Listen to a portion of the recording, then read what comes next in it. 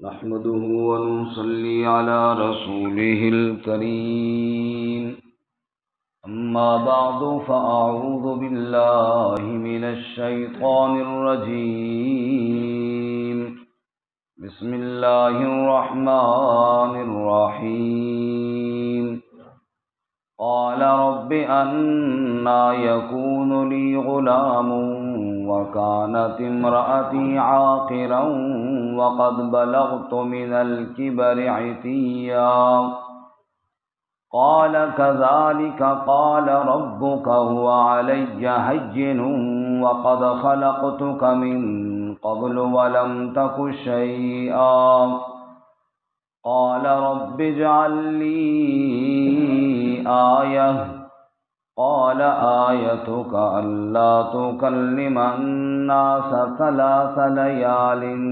سويا فخرج على قومه من المحراب فأوحى إليهم أن سبحوا بكرة وعشيا يا يحيى خذ الكتاب بقوة وآتيناه الحكم صبيا وحنانا من لدنا وزكاة وكان تقيا وبرا بوالديه ولم يكن جبارا عصيا وسلام عليه يوم ولد ويوم يموت ويوم يبعث حيا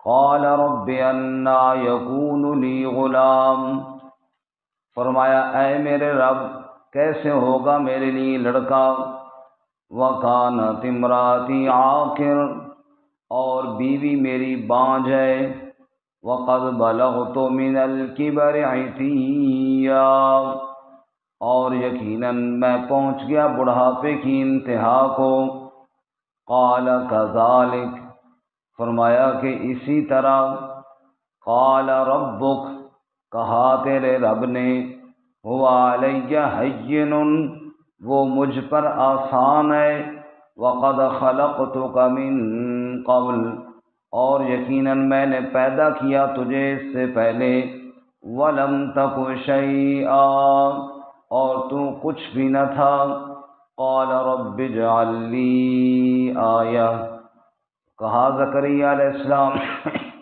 اے میرے رب میرے لیے کوئی نشانی بنا دے قال آیتک الا تکلم الناس 3 لیال سویا فرمایا تیری نشانی یہ کہ تو کلام نہ کر سکے گا لوگوں سے 3 راتیں درست حالت میں فخرج علی قومه من المحراب پس وہ نکلا اپنی قوم پر محراب سے فاوحا الیہم پس وحی کی ان کی جانب یعنی ان کی جانب بات کہی ان سبحوا بکرۃ وعشیا کی تسبیح بیان کرو صبح اور شام یا یحییٰ خذ الکتاب بقوہ اے یحییٰ کتاب کو قوت کے ساتھ تھام لے وآتیناہ الحکم صبیا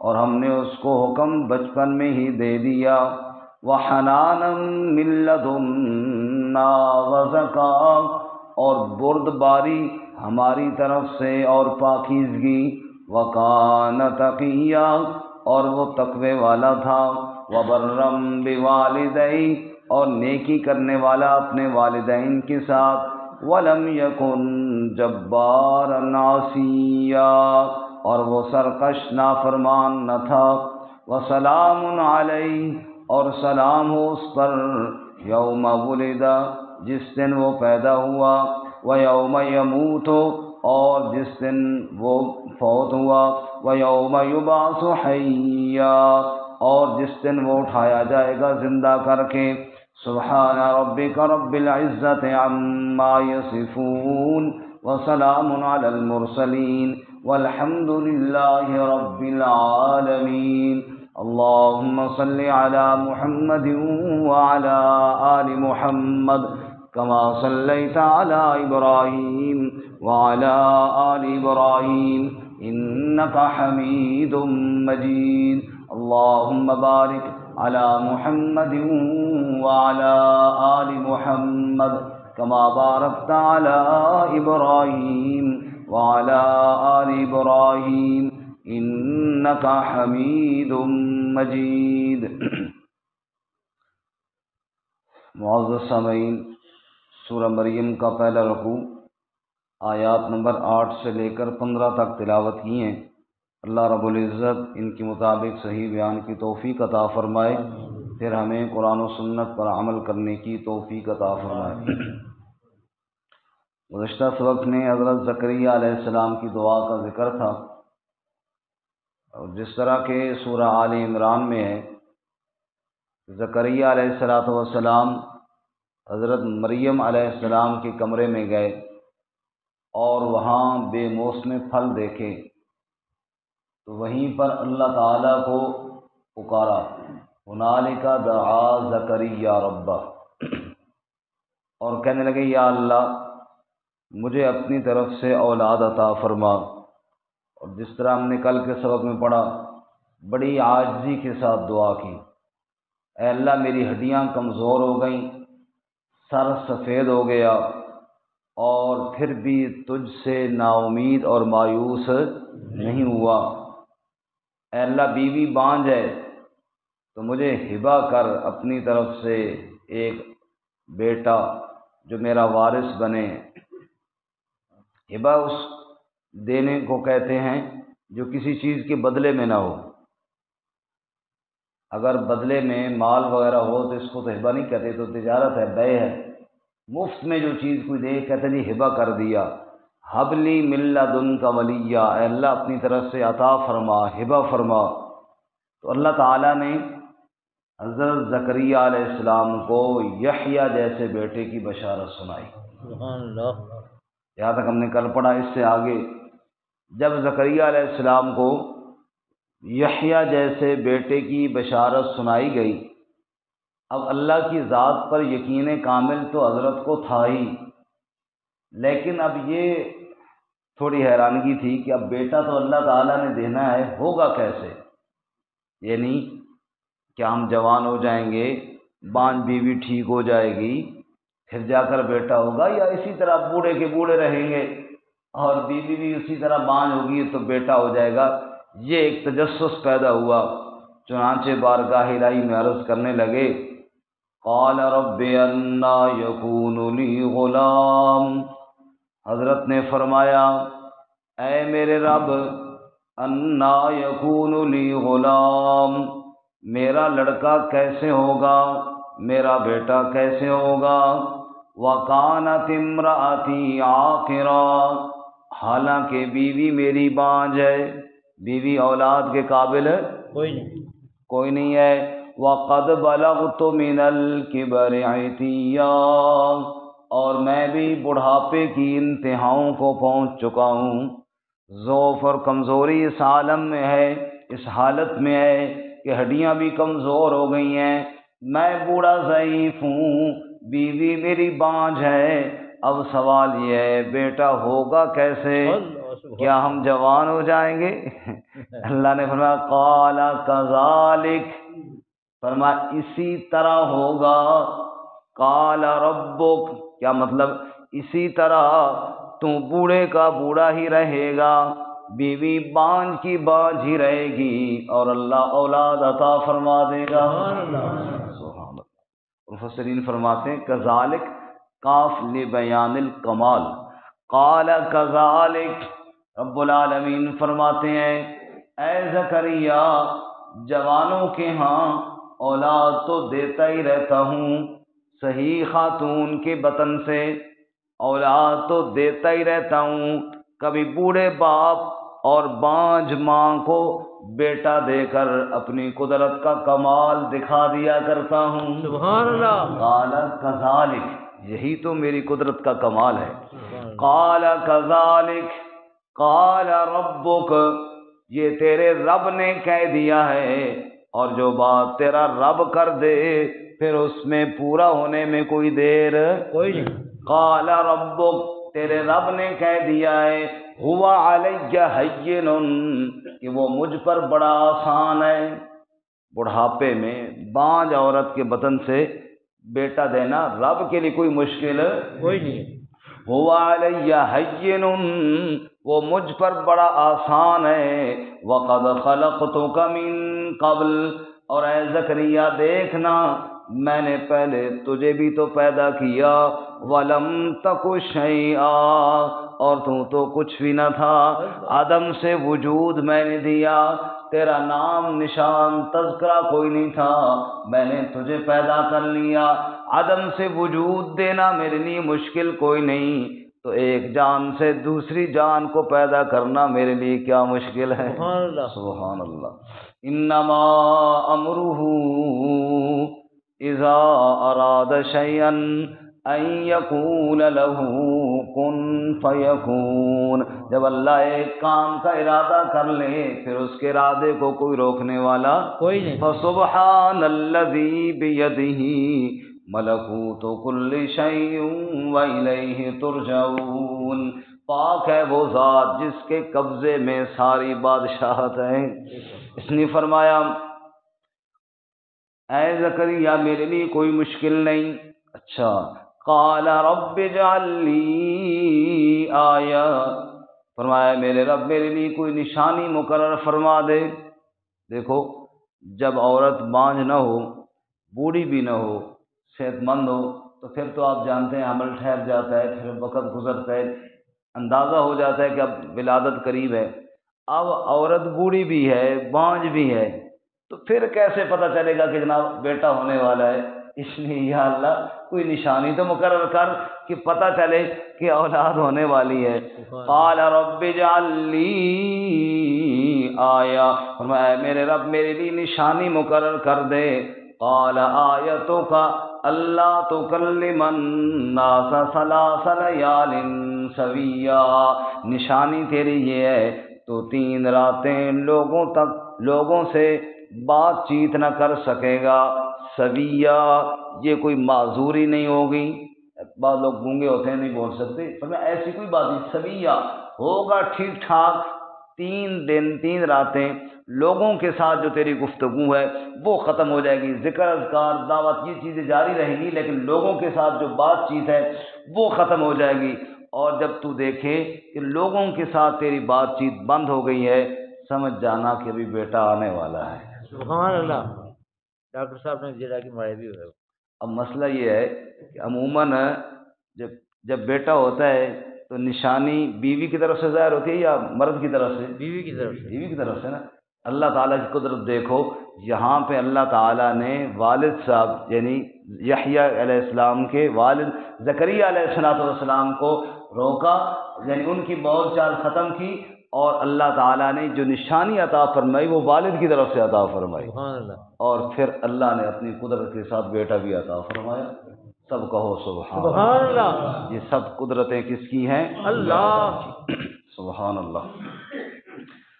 آگے جی، فخرج على قومه من المحراب، پس حضرت اپنی قوم پر نکلے حجرے سے، محراب سے قوم کی جانب آئے۔ فأوحى إليهم، وحی کی ان کی طرف، یعنی اشارہ کیا ان کی طرف۔ اصل میں وحی کہتے ہیں خفیہ طریقے سے کوئی پیغام پہنچا دینا۔ اب زبان تو روک کے حضرت کی کہ لوگوں کے ساتھ بات چیت کریں، تو اشاروں میں کہا کہ اللہ کو یاد کرو۔